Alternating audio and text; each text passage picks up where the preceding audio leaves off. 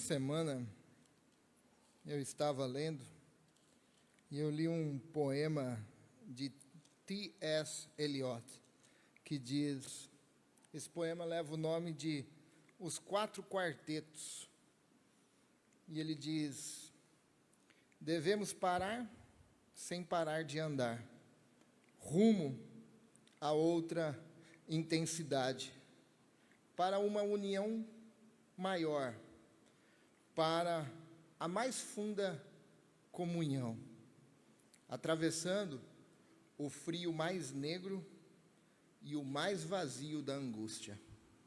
O que ele estava expressando é que às vezes esse frio mais negro e o mais vazio da angústia é um convite para nós olharmos para Deus. É um convite para nós buscarmos a intensidade e a mais profunda comunhão. Com isso, eu quero ler com você Salmo de número 13.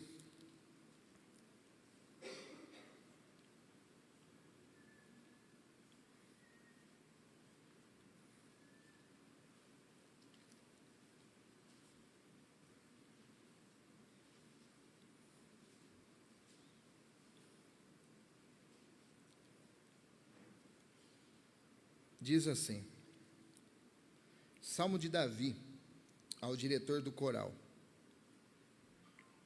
até quando, Senhor, até quando te esquecerás de mim? Será para sempre? Até quando esconderás de mim o teu rosto? Até quando terei de lutar com a minha angústia em minha alma, com a tristeza em meu coração a cada dia? Até quando? Até quando meu inimigo terá vantagem sobre mim? Volta-te e responde-me, Senhor. Senhor meu Deus, responde-me. Restaura o brilho de meus olhos, ou eu morrerei. Não permita que meus inimigos digam, nós o derrotamos.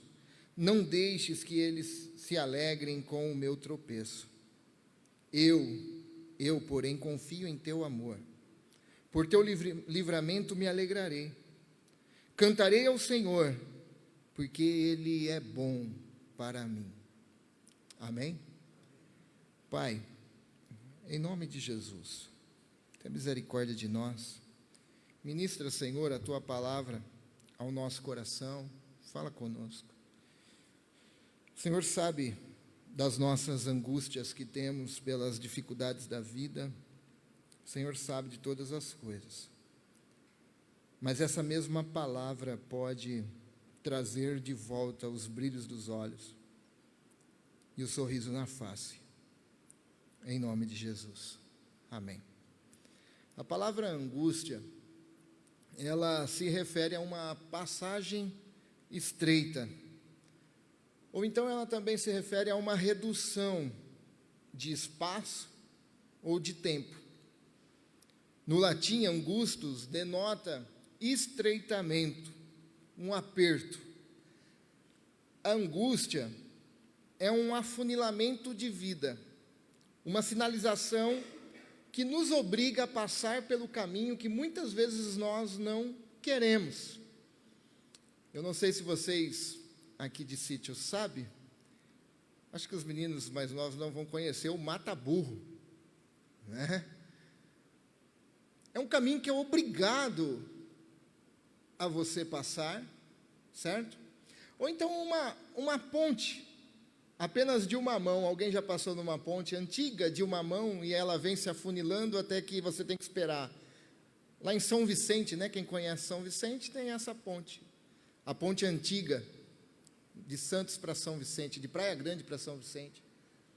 Então você tem que esperar porque só passa um carro só.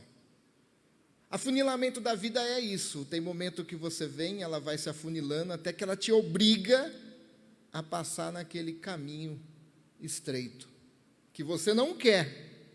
Valdir Sternagel, no seu livro Espiritualidade no Chão da Vida, ele diz que a vida nos afunila. A vida nos leva para esse caminho muitas vezes. Isso quer dizer, então, que em algum momento nós passaremos por esse afunilamento da vida, ou seja, por momentos de angústia. Nós passaremos por isso. Nós não temos como negar isso. Não é porque você é cristão, você não vai passar por isso. Na verdade, você vai até às vezes olhar para a injustiça do mundo e você vai passar por isso, por ser cristão. Nós fomos criados para a plena comunhão com Deus, e nós temos falado isso aqui, mas ao mesmo tempo nós experimentamos a consequência do pecado, que veio a angústia através dessa ruptura entre Deus e o homem, criador e criatura. A angústia inicial da separação com Deus tem reflexos profundos no ser humano, e reflete isso na nossa vida, e seus efeitos colaterais têm deixado muita gente abatido, triste, por situações que a vida provoca, nos leva para esse afunilamento. Um casamento que se termina, uma traição, uma decepção, um desemprego, um sonho frustrado, palavras que machucaram o coração, um marido alcoólatra, um filho na droga, leva a pessoa a passar por esse afunilamento da vida, esse momento de angústia. Mas ao mesmo tempo a angústia também não pode ser um fim em si mesmo, certo? É um caminho, que muitas vezes nós não somos levados para esse caminho, mas ela não pode ser o fim disso. Podemos e devemos então ver nela uma oportunidade. Qual é a oportunidade que nós temos nesse momento? A oportunidade de nos encontrarmos com Deus nesse momento. É isso que o salmista nos mostra. Nesse momento de profunda angústia, podemos descobrir que não só a angústia habita em nós, mas também Deus habita em nós. Então a angústia não é um fim. E a Bíblia nos ajuda a encontrar uma forma de nos levar para mais perto do coração de Deus nesses momentos. Tirarmos do escuro e nos levarmos para o sol da justiça, que lança a luz, como nós falamos domingo passado. E o livro de Salmos contém relatos profundos, em forma de oração a Deus, que expressam sentimentos angustiantes.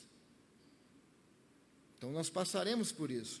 E essa oração de Salmo 23 parece ser a nossa oração em muitos momentos da vida.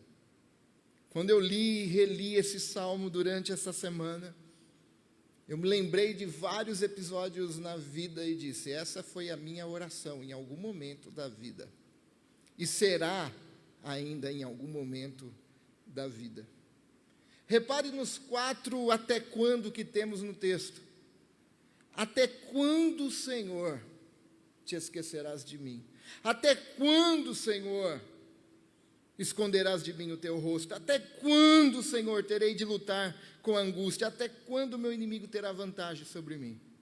Até quando? Esse até quando faz pelo menos aqui 2 referências. A primeira referência é ao tempo. A angústia parece que não vai ter fim no sofrimento. Não vai se acabar. Até quando, Senhor? Até quando vai durar esse sofrimento? Até quando, Senhor, o meu marido, a minha esposa não vai se dobrar diante de Ti? Até quando, Senhor, o meu casamento vai de mal a pior? Até quando, Senhor, o meu filho está perdido nas drogas? Até quando, Senhor? Até quando? Mas outra referência também que nos dá é o senso de injustiça.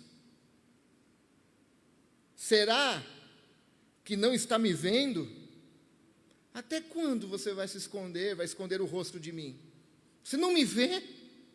Abacuque capítulo 1 diz que, no clamor a Deus, ele diz: será que o Senhor é tão puro de olhos que não enxerga o sofrimento do teu povo?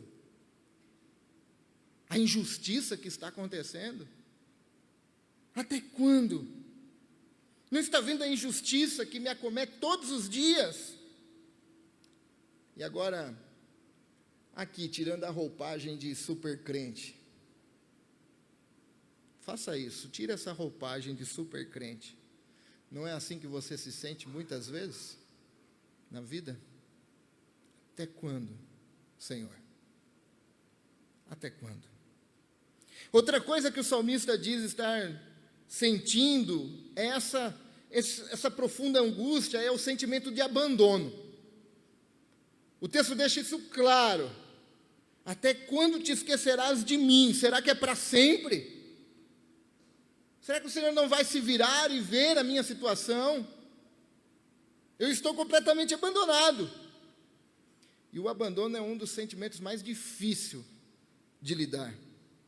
Não é isso que sentimos muitas vezes também, irmãos, quando nós passamos pelas noites escuras da alma, abandonado? Lembra de Jó? Foi o sentimento de Jó. Lembra de Asaf? Eu abro as janelas e as coisas más me sobrevêm todos os dias. Eu olho para o ímpio e ele prospera.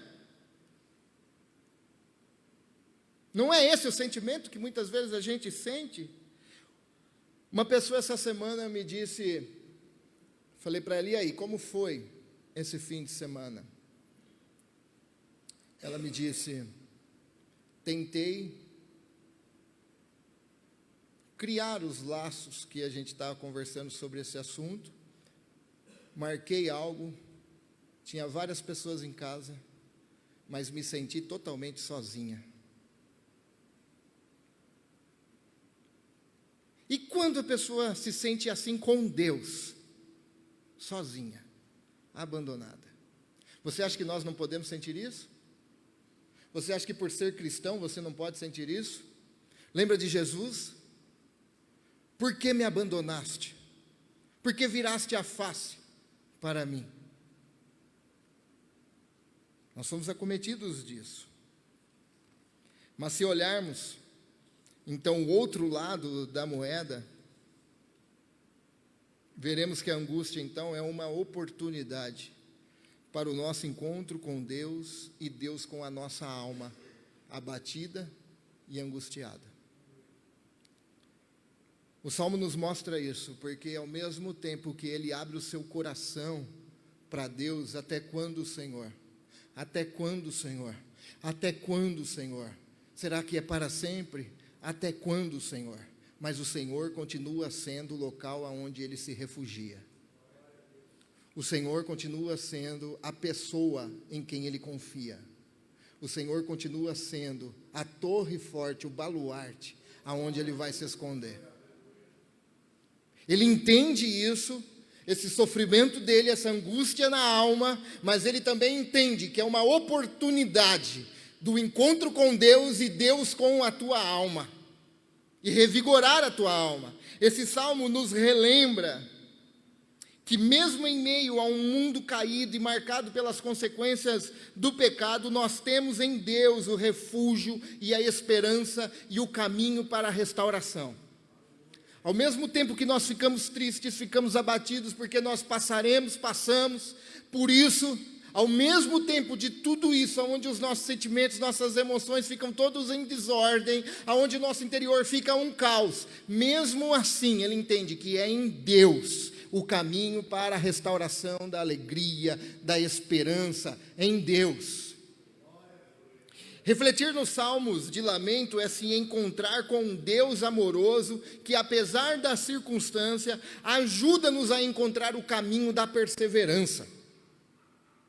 Este não é o meu fim.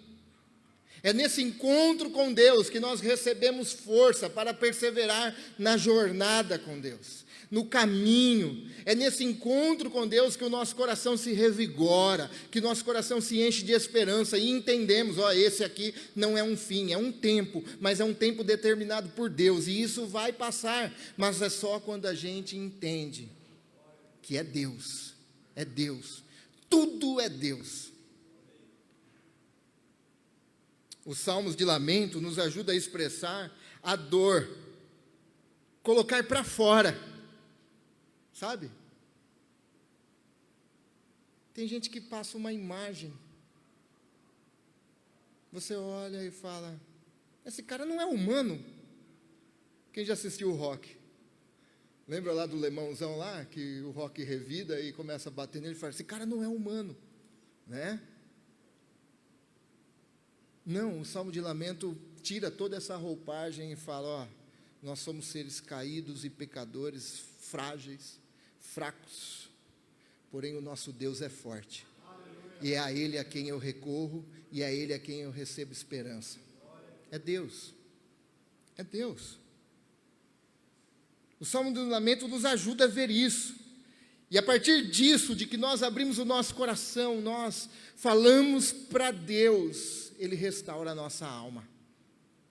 Há uma história no livro O Barro e a Obra-Prima, ele diz que um membro da igreja dele, o pastor John Burke, diz que um membro perdeu o filho. E esse irmão era um líder da igreja, era um pastor da igreja.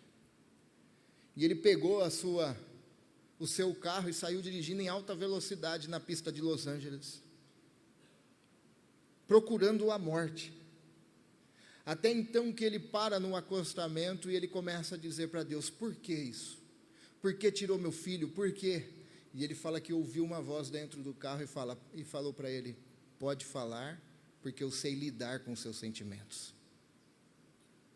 Coloca para fora, sabe? E às vezes a gente pensa, não, Deus sabe, irmão, Deus sabe o que a gente sente. Entra no teu quarto, fecha a porta. E o Deus que não é que te ouve, mas o Deus que te vê.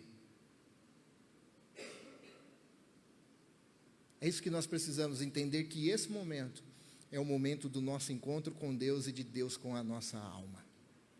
E nós abrimos o nosso coração. Então o Salmo de Lamento nos ensina isso, e a partir daí ele restaura a nossa alma. E o salmista segue esse diálogo com Deus dizendo, volta-te e responde-me, Senhor meu Deus, restaura o brilho dos meus olhos ou eu morrerei. Restaura os brilhos dos meus olhos. Sabe o que significa isso? Davi estava dizendo, fortifica minha fé. Fortifica minha fé ou eu vou morrer.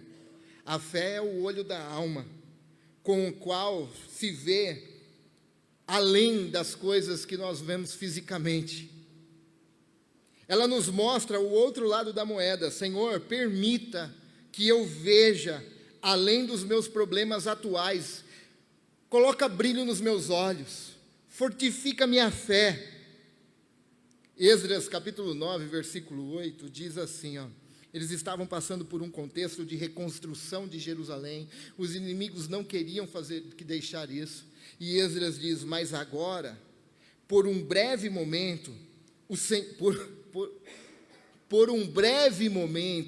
foi misericordioso conosco, deixando-nos um remanescente e dando-nos um lugar seguro em seu santuário, vírgula, e dessa maneira o nosso Deus iluminou os nossos olhos e nos deu um pequeno alívio em nossa escravidão. As coisas estavam indo contrária. Deus iluminou os olhos, fortificou a fé deles, e deu alívio a eles na escravidão. Era um momento, mas fortificando a fé a gente vê além do processo no qual nós passamos. Coloca brilho nos meus olhos, Senhor. E ao final da oração, Davi faz essa transição, então ele começa a oração com lamentação, com choro, com sentimento de abandono, com sentimento de frustração. Os inimigos, forças exteriores estão vindo também para atacá-lo. Ele tem uma guerra interior, ele tem uma guerra externa, e ele está totalmente abatido. Ele pede para Deus, Deus, ilumina os meus olhos, fortifica minha fé, para que eu não fique preso ao momento presente, mas que eu possa enxergar ao futuro. Eu, porém, confio em teu amor, por teu livramento, me alegrarei. Estou triste nesse momento. Sim, eu estou triste porque sou ser humano, mas eu confio no Senhor e eu vou me alegrar. Eu vou cantar. Cantarei ao Senhor. A minha oração hoje é choro. Mas eu vou cantar. Eu vou cantar porque o Senhor vai fortificar a minha fé e eu não vou morrer. Eu não vou morrer. Eu, porém, confio em teu amor, por teu livramento me alegrarei, cantarei ao Senhor, porque Ele é bom para mim. Quantos aqui podem dizer, Deus é bom para mim? Deus é bom para nós. As adversidades no momento presente podem até te dizer que, não é tão bom assim. Mas você vai com certeza, fortificado a fé, com os olhos cheios de brilho, dizer, Deus é bom sim para mim. Deus é bom para mim. Nos momentos de angústia, diante de desafios que tentam aplacar a angústia, apresenta-se então, diante de nós, vários caminhos. As pessoas tentam resolver do teu jeito. Elas tentam o caminho da independência, elas tentam o caminho do individualismo, vou seguir minha vida sozinho, que é melhor. Elas tentam o caminho da autossatisfação. Vou fazer o que eu desejo, o que a minha carne deseja e pronto, e acabou. Que aí eu vou ser satisfeito. Da autorrealização. Mas sabe o que o Salmo nos ensina? É que é preciso refletir que a luz do caminho que Deus propõe para aqueles que são filhos dele é confiança e descanso nele. Esse é o caminho que Deus tem para os teus filhos, que é estreito. Esse é o caminho que Deus tem. Há vários caminhos que a cultura fala para você ser feliz. Há vários caminhos. O caminho de Jesus para a ovelha dele é confiança e descanso nele. Se entregar a Deus é um convite de rendição, irmãos. É se render totalmente. É entregar as rédeas na mão de Deus. Não se trata de aniquilar a angústia, você negá-la e falar assim, não, isso daí não existe para mim agora. Não se trata nada disso. Ela existe e ela é real. Porém, ela é um convite para se lançar em Deus. Ela é um convite para se entregar a Deus. E por conhecer os danos, concluindo, mas Jesus experimentou isso. Jesus sabe. Então talvez na sua oração você diz, Senhor, estou sentindo uma profunda angústia na alma, que o Senhor, por ser Deus, talvez não tenha nem noção. Deus sabe. Jesus sabe. Porque Ele veio, Ele se restringiu ao tempo e experimentou o aperto, o funilamento da vida, passando pela angústia também. Jesus passou. Ele chorou por aqueles que Ele amava e partiu. Ele sentiu a dor do luto também. Jesus sabe. É traição? Jesus foi traído e Ele sabe. É decepção com as pessoas? Olha, Jesus foi decepcionado por aqueles que estavam ao lado dele. Qual é a sua dificuldade que tem gerado angústia? Cristo Jesus sabe. E Ele não sabe apenas porque Ele é Deus, onipresente, onisciente, onipotente, e Ele sabe porque é Deus. Ele sabe porque experimentou isso. Ele sabe as nossas dores. Ele sabe. E Ele se compadece de nós. No Getsemane, na cruz, a angústia humana de toda a cultura e de toda a época estava sobre Ele. Sobre o nosso Jesus, o Santo. Não com pecado igual a nós, mas o Santo, o Cordeiro Imaculado. Ele foi até o Getsemane e experimentou toda a angústia de toda a cultura e de toda a época. Estava sobre o nosso Cristo. Precisamos nos entregar e entregar também as nossas angústias a Cristo, porque Ele, com seus braços abertos e cheio de amor, nos atraiu para Ele. E se Ele nos atraiu para Ele, para que nós? Então vamos escolher esses diversos caminhos que o mundo oferece. sabendo que nele nós podemos confiar e descansar, e deixar o fardo pesado que às vezes carregamos no pé da cruz, e pegar o dele que é leve e aprender dele que é manso e humilde de coração. Jesus é maravilhoso, irmãos. Jesus é maravilhoso. Ele é o médico de almas. À luz dessa maravilhosa notícia, toda angústia, então, torna-se um convite para uma profunda união com Deus, para uma profunda união com Cristo Jesus. É angústia que você está passando? Talvez hoje não seja o dia, mas o afunilamento vai te levar para esse dia. Sabe o que é isso? É o momento para você se encontrar com Deus e Deus se encontrar com a tua alma. Esse salmo se assemelha com muitas angústias que nós sentimos na alma. Mas não se esqueça que esse salmo começou com um lamento, mas terminou com um cântico de adoração. Que esse mesmo cântico, Cristo o Senhor, possa colocar em seus lábios hoje, nessa manhã, em nome de Jesus. Eu quero orar com você nessa manhã, para que Deus restaure o seu vigor, a tua alma, que Deus possa trazer brilho aos teus olhos, fortifique a tua fé. Porque, irmão, se nós perdemos a fé, nós morreremos.